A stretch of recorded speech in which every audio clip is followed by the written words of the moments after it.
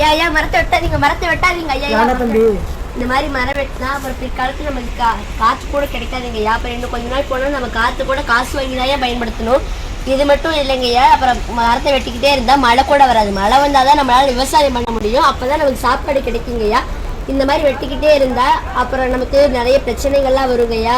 நிறைய நோய்கள் வரும். அதனால் இனிமேல் மரத்தை வெட்டாமல் இருங்க ஐயா. நான் என்ன தம்பி பண்ணுறது?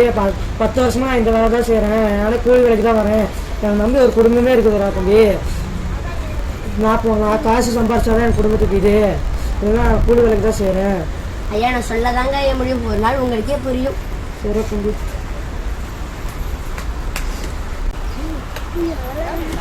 ரொம்ப நேரம் வேலை செஞ்சாச்சு. கொஞ்ச நேரம் உட்காந்து தூங்கும். கிருஷ்ணா என்ன பண்ணலாம்?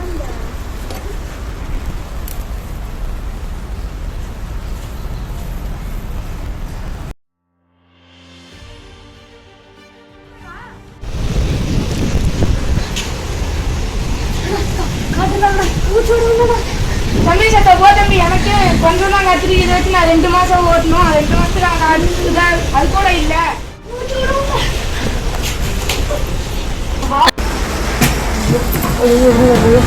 தண்ணி தண்ணி ஐயோ தண்ணி தண்ணி தண்ணி ஐயோ ஐயோ ஐயோ இதுவும் இல்லையே. ஐயோ ஐயோ தண்ணி தண்ணி ஐயோ ஐயோ ஐயோ தண்ணி தண்ணி தண்ணி தண்ணி ஐயோ தண்ணி தண்ணி தண்ணி.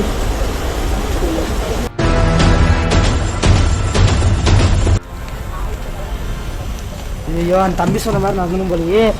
மரம் நின்னோம். என் தம்பி சொன்ன மாதிரி நடந்தால் நாங்களும் காசு போட்டு தான் வாங்கணும். ஐயோ இனிமேல் முடிஞ்ச வரைக்கும் மரம் வெட்டாமல் பார்த்துக்கணும். என் தம்பி சொன்ன மாதிரி நடக்காமல் பார்த்துக்கணும். இத்தனை நாளாக மரங்கள்லாம் வெட்டி தப்பு பண்ணிட்டேன். இனிமேலாச்சும் மரக்கன்றுகளுக்கு வந்து சுற்றுச்சூழலாக பாதுகாப்பேன்.